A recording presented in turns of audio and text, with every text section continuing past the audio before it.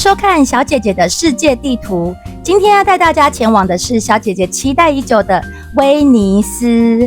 我们这次特别安排2月出来威尼斯，是因为1年1度的威尼斯嘉年华刚好在这个时候举行。我们这次选择住在离威尼斯本岛最近的城市梅斯特雷，从这里只需要坐1站的火车就可以到达威尼斯本岛，路程大概10分钟而已。我们先在火车站的机器买了车票，单趟是 1.5 欧元。火车是上下层的那种欧洲常见的火车类型。那我们就出发咯 Let's go！ 这次我们选择住在梅斯特雷的原因是，威尼斯本岛的平均消费和住宿还是相对比较高的。一开始我们也很犹豫，要住在威尼斯岛上还是住在梅斯特雷。当然，我们查过岛上住宿也是可以找到跟梅斯特雷差不多价钱的饭店，但评估后选择住在梅斯特雷的原因是：第一，火车只要坐1站就可以到威尼斯本岛，而且才10分钟，其实很方便。第二，梅斯特雷有更多合理价格的范围可以选择，餐厅消费也较便宜。第三，我们有大行李，因为威尼斯岛上是没有车子或 bus 顶多只到本岛一开始进入威尼斯的地方而已，所以在岛上所有的交通都只能靠搭船或徒步，而且船也不一定是刚好直接停在你住的饭店，所以还是得拉着大行李到处奔走，也挺不方便的。第四呢，住在威尼斯岛上肯定会感受不同，但威尼斯岛属于世界遗产，所以很多饭店都是100年以上的建筑。其实硬体设施不一定会足够完善，除非是入住超贵的饭店。所以我们几经挣扎后，选择梅斯特雷火车站旁的饭店，这样走到火车站搭火车去威尼斯岛其实蛮方便的。哇，我们已经抵达威尼斯本岛了，超快的！一出火车站就可以看到运河和漂亮的建筑物，整个超兴奋。威尼斯的火车站离最重要的观光景点圣马可广场其实还有一段距离，所以我们现在要先买票，搭水上 bus 先去参观圣马可广场。单程票是 9.5 欧元，因为我们要待2天，所以我们干脆买2天的通票，总共是35欧元，这样可以无限次搭乘，随便你到处乱搭都没关系哦。我们从火车站前的交通船码头 Ferrovia 站上船，直接前往圣马可。要注意的是，有时候同一个名字的，像是 Ferrovia 就可能有 A、B、C、D、E 不同站哦，所以用 Google 查的时候要特别留意一下。在各个码头等候区那边，也可以看一下上面的站是不是有你要去的地方，以免搭错船哦。逼完票后就可以进去码头的等候区，等下一艘船来，通常是搭1号或2号，除非是要去离岛。船大约10到20分钟就会有一班。我们现在搭的路线是经由大运河到圣马可。大运河是以倒 S 型贯穿整个威尼斯岛，是威尼斯的主要水道。大运河长4公里，是连接威尼斯众多岛屿之间的交通要道。沿着大运河的两岸有无数的宫殿、豪宅、教堂以及4座桥梁。那小姐姐趁大家在欣赏这美丽大运河的风景时，来为大家简单介绍一下威尼斯。威尼斯是意大利东北部的水上城市，所以很多人都叫它水都。威尼斯是由大约118座小岛、超过400座桥梁以及超过177条水道交织而成的，是世界著名的无车浪漫古城，也有人叫它浪漫水都，因为这里很多地方都美得很浪漫。最初这里是为了逃避北方蛮族人入侵而在泻湖中建起的避难所，随着时间推移呢，它演变成了一个强大的商业共和国，也就是威尼斯共和国。它掌管了地中海的贸易命脉，长达数百年之久。现今的威尼斯保留了中世纪与文艺复兴时期的精髓，整座老城更是在1987年被联合国教科文组织列为世界文化遗产哦。要来威尼斯的前几天，我们还查了天气预报，这2天都是阴天，原本还心里有点担心，结果今天抵达的时候，居然给了我们蓝天白云，超开心的。美丽的天气和运河两岸的彩色建筑搭配起来，真的好像一幅明信片的画哦，难怪这里有亚德里亚海的明珠这个称号。我们前面看到的这座桥叫做学院桥，是威尼斯视作横跨大运河的桥梁之一，位于大运河南部的尾端。因为桥身连接大运河南岸的学院美术馆，所以被命名为学院桥。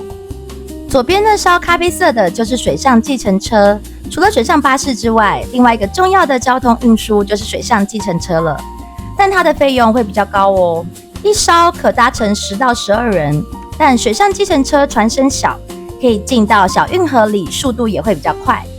假如有预算的朋友，也可以考虑体验一下哦。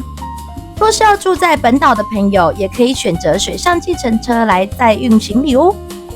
抵达圣马可站后，就看到当地有名的贡多拉，才一下船没多久，就开始看到参加威尼斯嘉年华装扮的人。他看到我们在拍他，还可爱的跟我们招招手呢。街上还有卖很漂亮面具的店家，他们的面具都是手工做的，看起来真的很精致很漂亮呢。接着我们先来到威尼斯岛上的一个著名景点叹息桥。为什么它叫叹息桥呢？据说是因为这座桥连接总督宫法院与旧监狱，以前的死刑犯在行刑前都要经过这座桥，囚犯通过桥上小窗看最后一眼自由天空而感到叹息啊，所以后来被人称为叹息桥。桥上通常拍照的人很多，小偷也很多。不仅是叹息桥，只要是欧洲的观光景点，都一定要更加留意自己的随身物品哦，免得拍照拍得太开心，一不留意啊，小偷也满载而归喽。在叹息桥前的岸边，可以眺望到对岸的圣乔治马焦雷教堂。在岸边也开始看到一些变装的人，穿着复古华丽服饰，有些有戴面具，有些没有。每个都超用心打扮的，各有各的特色。慢慢开始可以感受到威尼斯嘉年华的氛围了。